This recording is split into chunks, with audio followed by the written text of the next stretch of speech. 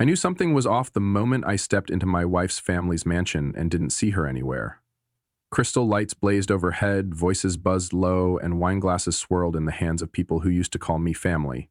But no one stepped forward to greet me. Not a single friendly glance. Just a quiet, simmering anticipation behind polished smiles.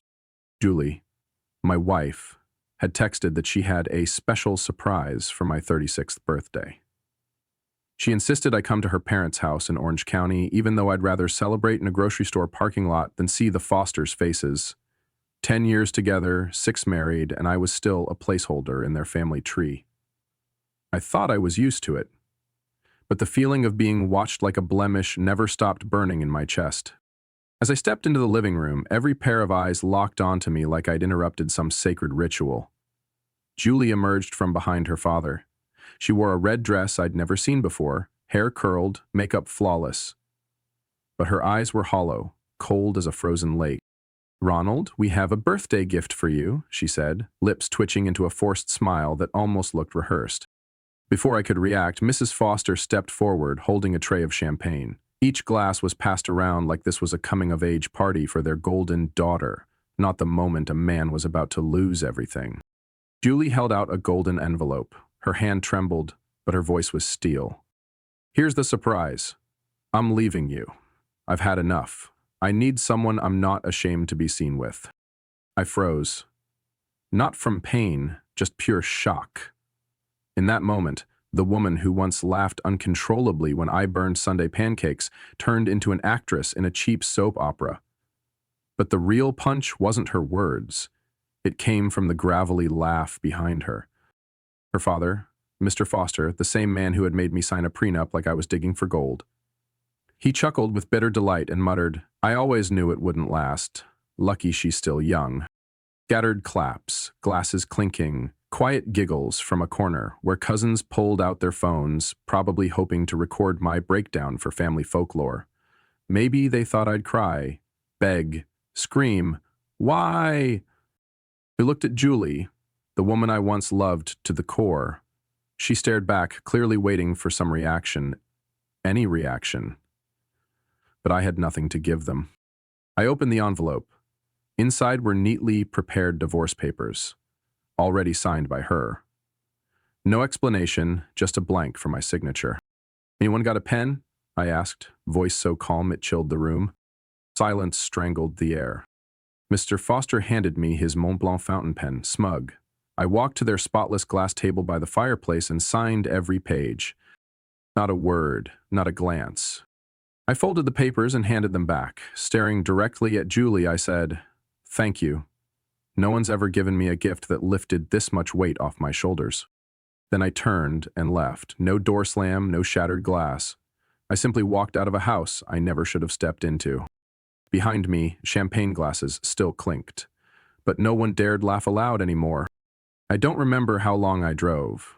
The streetlights blurred past like a movie in reverse, pulling me back through years of bending over backward for someone who saw love as leverage. Eventually, I pulled up to a dimly lit bar tucked along the Huntington Beach Strip.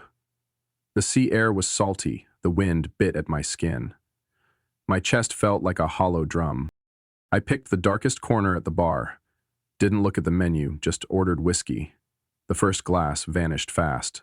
The second burned straight through my nose, ripping off the calm mask I'd forced on an hour earlier. Texts began rolling in, one by one from Julie. "Where are you? What happened earlier? Had to happen. Can we talk?" I didn't answer. I didn't need to. Instead, I called Harvey, my best friend and a lawyer who once joked he'd handle my divorce for free just because Julie rubbed him the wrong way. His voice was steady, colder than usual. "This is going to get messy, Ron. Good thing you've got me." Harvey wasn't just any attorney. He was the guy who once made a billionaire's ex-wife flee the state over one audio clip. Rumor had it, California legal forums called him the nightmare in a tailored suit. And now, he was the first name I activated. We locked in a plan. Harvey would file the countersuit at first light. I had 2 missions that night: gather every shred of proof I could, and contact anyone Julie might try to spin her version of the story to. I went back to the old apartment in Long Beach, where Julie and I lived before moving near her parents.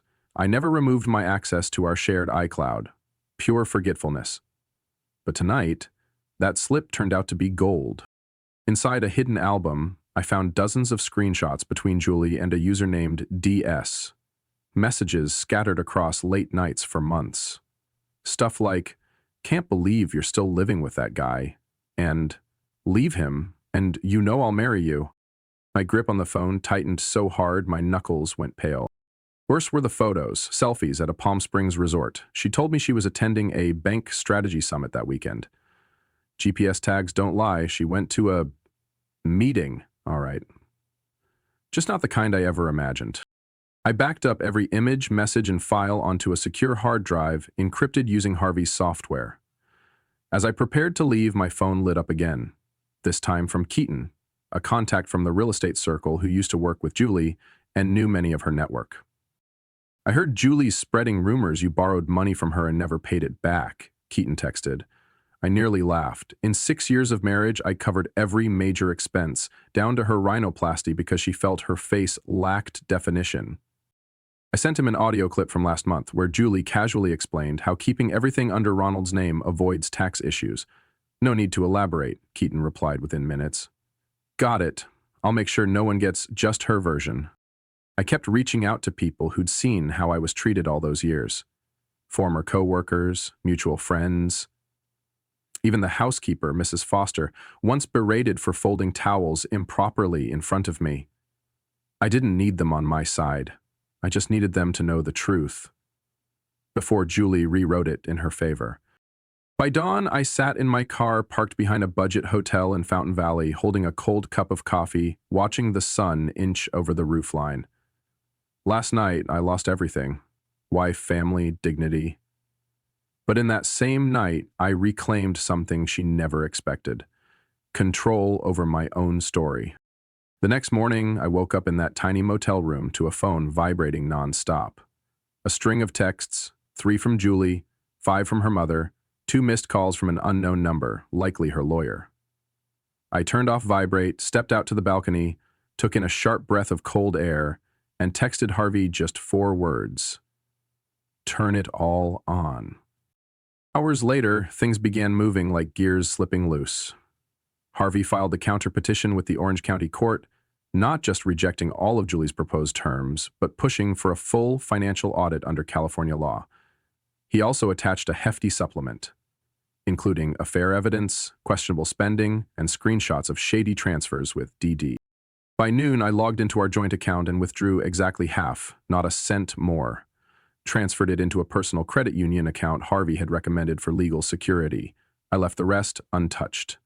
I wanted her to see I wasn't playing dirty. I was playing smart. That afternoon, I drove to a self-station facility off Highway 405 where I had rented a 10 by 10 foot unit for 1 month. In the trunk were the most important things I owned: work documents, my personal laptop, a few gifts from my late mother, childhood family photos, and an old guitar I once played in my college band. I didn't bring much, only what carried both memory and meaning. There was no need to return to the house I used to share with Julie. I had hired a professional moving service to collect my personal belongings under third-party supervision. They recorded the entire process on video, had signatures for verification, and filed a complete report. Everything was handled efficiently and coldly, as if emotions had never existed. That evening, I got the first call from Julie since the birthday incident. She didn't start with an apology. Instead, she accused me. Like I was the one who ran away. "You withdrew the money? You're countersuing me?" she choked out, then screamed, "What the hell are you doing, Ronald? You really think you can just walk away from me?" I paused for a few seconds, then replied calmly, almost whispering, "Isn't that what you wanted?" She went silent. No yelling, no argument. Just the sound of her breathing quickening. Then the call disconnected. The next day, she sent a message. "We need to talk. This has gone too far." I didn't reply. Instead, I sent a photo of the court filing. "Talk to your lawyer." From then on, her messages shifted. From commands to begging, from "you ungrateful jerk" to "please let me explain," from "you'll regret this" to "I'm scared." She hadn't expected me to move on so quickly. She couldn't imagine I wouldn't crawl back, beg, or fall into a pit of despair like the men she used to manipulate. A few days later, I received a notification from the bank. Julie had tried to withdraw the rest of the money but was denied, since the counterpartition had temporarily frozen the account pending litigation. Harvey burst out laughing when I told him. She thought you'd drain it and get sued. Now the trap snapped back, he said, clearly enjoying it. But I didn't feel triumphant. Just a cold clarity. Everything had changed. I was no longer Ronald, the man who forced a smile every time his in-laws made snide remarks. I was no longer someone who placed love on the table only to have it crushed. 3 days after I stepped out of that emotional battlefield, Julie called Harvey. She requested a private conversation with me. Harvey flatly refused and reiterated our condition. All communication goes through legal representation. Julie cried on that call, something Harvey, a man who's handled hundreds of divorces, said was rare for someone like her. Around the same time, I got a message from Marcus, an old friend and architect I was once close to until Julie pressured me to cut ties, saying he's too broke and doesn't match our image. Heard something rough went down, Marcus wrote. If you ever need a place to crash, my door's open. No one should fight alone. I sat there, staring at that message. Turns out, when you strip away the shell of a fake marriage, you finally see who your real friends are and who are just extras in someone else's story. Everything was shifting faster than I had expected. I never imagined that one forgotten link in our old cloud account would become a nuclear button. That afternoon, while organizing files to move onto a new hard drive, I stumbled on a folder named draft_presentation_Q2 in the shared workspace directory we once used. It sounded as dull as those meetings Julie always said she had to work late for, thanks to a swamped finance team. But there were no slides inside.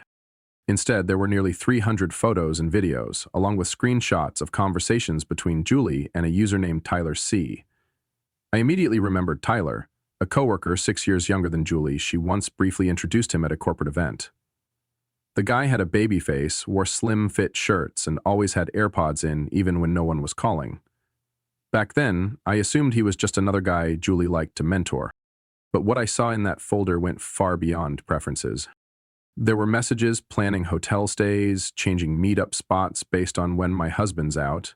One had Julie sending a photo of a hotel bed taken from a low angle, captioned, "Where I'll be yours tomorrow night." There was even a blurry video shot on a phone propped on a dresser, no audio needed to understand what was happening. I hit pause. My heart raced, but my hands were steady. I sent everything to Harvey in a single file titled, "Christmas Came Early." He called back in less than 3 minutes, practically giddy. "Ron, I've seen all kinds of affairs. But this is like throwing gasoline on a burning divorce trial. Congrats, man." I asked if it was enough to make her side back off. Harvey answered with certainty. "Not just back off. They'll beg to settle. She'll do anything to keep this stuff out of court, especially with her dad still sitting on the board of a publicly traded real estate firm." That night, I didn't sleep. Not because I was hurt, but because I was rewriting the truth, not just in my head, but in the legal record. I reviewed every photo, every message.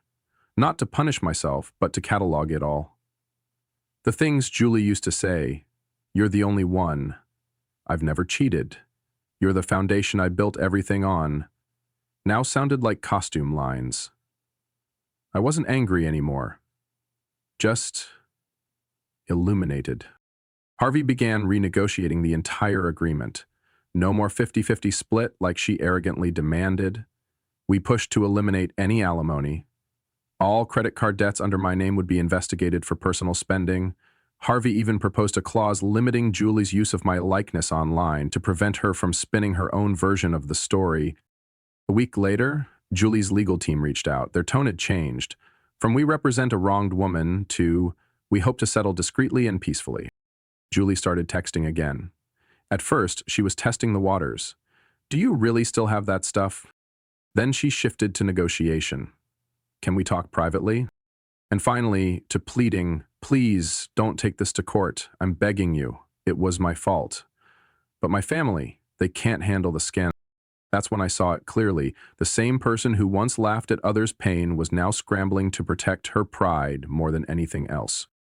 One evening, while I was eating a burger at my usual Mexican spot, Julie called. I didn't answer, but she left a voice message.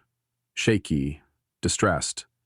She confessed Tyler had disappeared once he realized the truth might come out, that her mother had screamed at her and her father had cut off all support for bringing shame to the family. I have no one left, Ronald. I was wrong. I really thought you'd fight for me. I was completely wrong.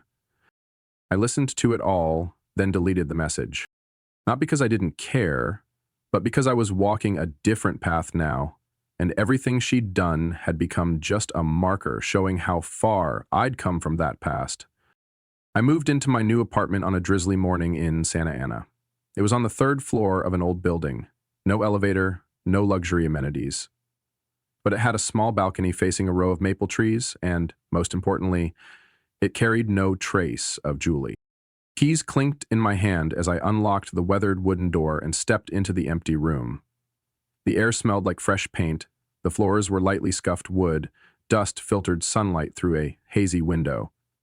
I stood still for a few minutes, thinking nothing. Just feeling? It felt like starting over. That first day, I bought a used rug on Craigslist, a couple of tiny cacti, and a heavy old armchair from a secondhand store. As I hauled it home, an older woman from the floor below passed by and said, "Carrying it yourself like that? You must really value your space." That comment made me smile for the rest of the afternoon. I didn't call Julie. I didn't reply to her lawyers. Everything went through Harvey. Anything bearing her name, I forwarded silently. Silence wasn't just a reaction anymore, it was a strategy. By day, I kept working my regular job at the finance firm in Irvine. At night, I spent 2 hours in the garage, picking up a hobby Julie once scoffed at, restoring old furniture. Back in college, I used to build chairs and tables out of shipping pallets. Julie once said they looked like doghouse decorations. Now, I was doing it again, not to impress anyone, but to keep myself grounded. I'd posted a few photos of my first pieces on a local crafting forum, not expecting anything. A week later, someone messaged me about buying a wooden bookshelf I'd made from an old window frame. $36. Not much, but when the buyer knocked on my door and said, "This vintage vibe is amazing," my chest felt light. Each night, I went to bed earlier, woke up at 6 a.m., ran laps around the nearby park. No motivational podcasts, no self-help books, just running legs, sweat, and quiet music in my earbuds. After 10 days, I wasn't gasping at the overpass. After a month, my t-shirt clung tighter across the shoulders. My body wasn't just healing, it was telling me. One Friday night, while cleaning the garage, I stumbled on a box of handwritten letters my mom sent me back when she was alive. I lit a small candle and read through each line she had carefully written. "Don't ever let anyone make you feel less just because you came from humble beginnings." That night, I renamed my little Etsy shop from Workshop 36 to June's Corner, after my mom. Around the same time, Harvey gave me an update. Julie's side was trying to renegotiate the settlement. They wanted to avoid any public fallout from the evidence I'd collected. They were willing to surrender most of the shared assets as long as I signed a confidentiality clause. I didn't respond right away. I let Harvey continue playing his moves while I kept living, one breath, one step at a time. A week later, my 10th order shipped out, a coffee table made from reclaimed floorboards I'd found after a warehouse cleanout. The buyer, a woman named Alexis from Riverside, messaged saying she wanted 2 matching chairs because the style is so unique and soulful. I tapped my fingers on the glossy tabletop, thinking back to what Julie said during our 2nd year of marriage. "You don't have what it takes to impress the world." Maybe she was right. I'm not trying to impress the world anymore. I just want to live in a way that makes me feel at peace. Every item leaving this little garage is proof. I don't need to become anyone else. I never expected a random lunch to be the catalyst for Julie's unraveling.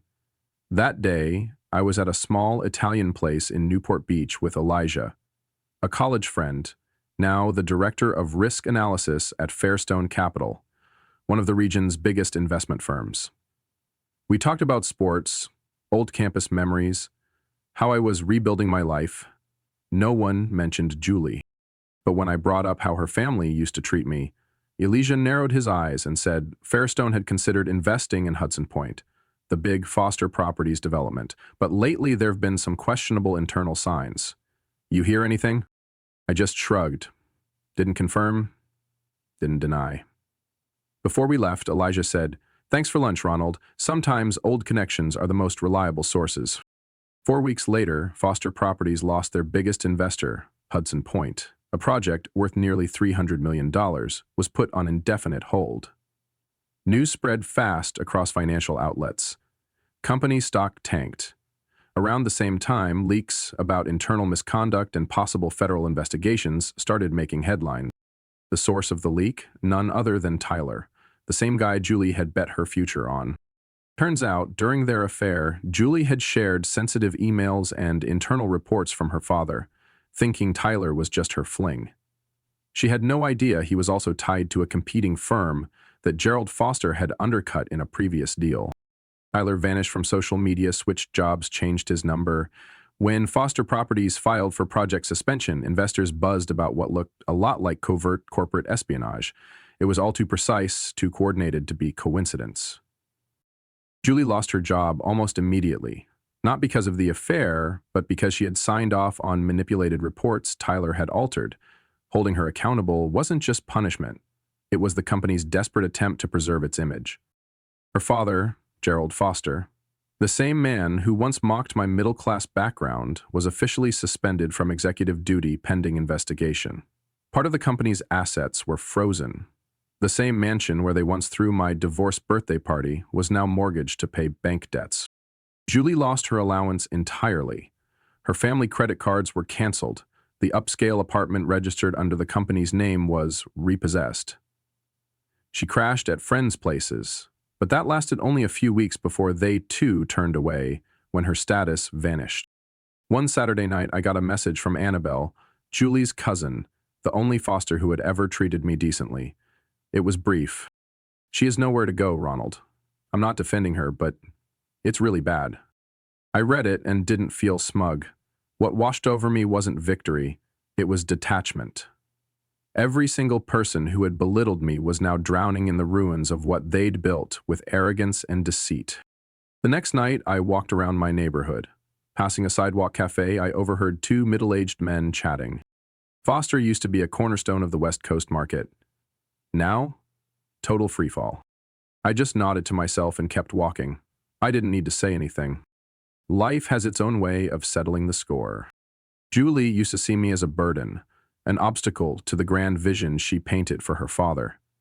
Now, it's that very arrogance that's caused everything she touched to collapse. And me?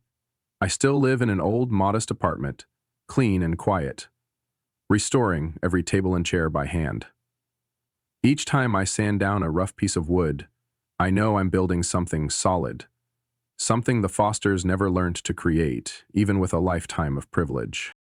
One early winter night, I was brewing tea in the kitchen when my phone buzzed. A message appeared. "Ronald, I know you have no reason to care, but I'm outside your place. I have nowhere else to go." I stepped out onto the balcony. Under the dim yellow light of the parking lot, I saw the familiar silver Audi tucked into the corner. She was inside, her head resting on the steering wheel, her coat wrinkled, hair messy. It didn't look like the woman who used to glow at glamorous events where I was only invited to complete the frame. I stood there for a moment, not because I still had feelings, but to try to understand what could bring someone so proud to curl up in the cold outside the door of someone she once publicly humiliated. I went down. When I tapped lightly on the window, Julie startled, unlocked the door, and rushed out to hug me. Her breath smelled like stale fast food and exhaustion. I didn't hug her back. "I've been here for 2 nights, no one answered. No one would take me in," she said, voice hoarse. I stepped back to keep space. No cousin, no best friend, no lover left? She didn't respond, just looked down. Her shoulders shook, maybe from cold, maybe from shame. I unlocked the apartment and walked in. One night. Just one. The sofa's not comfortable, but it's better than the car. She followed quietly like a shadow. For nearly an hour, Julie said nothing. She just sat curled in the corner of the couch, holding the cup of tea I made. The room was silent except for the soft jazz I played to fill the space. Then she spoke. Ronald, that day, the birthday thing, my parents planned it. I didn't say a word, just looked into her eyes. At first, I didn't want to, but they convinced me if I did it that way, you'd be too shocked to resist. Sign quickly, not ask for your share. I agreed, she choked, tears finally falling. Why that day? I asked. Because they wanted you to remember it. They thought destroying you at your happiest moment would break you faster. I stood, walked to the window, cracked it open, not to chill her, but to breathe. And the affair? She was silent. Then finally, Tyler was a mistake. I believed I could trade up. That short sentence revealed everything. No ideals, no love, just calculated failure. I'm not here to ask to get back together, she added, voice rough. I just have nowhere to go. I grabbed a blanket from the closet and laid it on the couch. Didn't say a word. She lay down, pulled the blanket up to her chin. This wasn't the Julie who once threw tantrums because a hotel lacked an ocean view.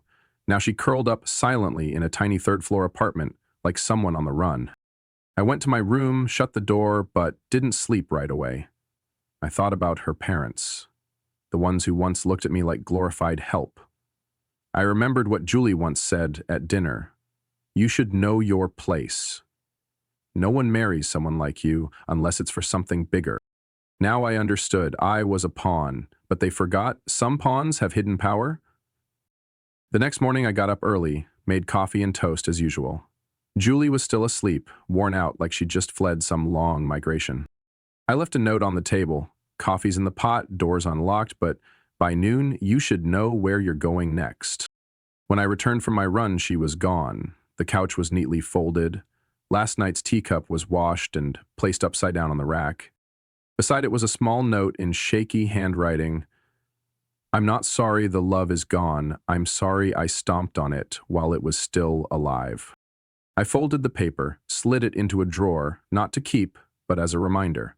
Forgiveness doesn't always come with a second chance. One Wednesday afternoon, I was working in the shop when my phone rang. The caller ID stunned me. Gerald Foster. I froze, staring at the screen. The same man who once called me dead weight attached to his daughter was now calling me? Part of me wanted to ignore it. But I answered. Maybe I wanted to hear just how low he was willing to go. His voice was gravelly, no longer arrogant. Ronald!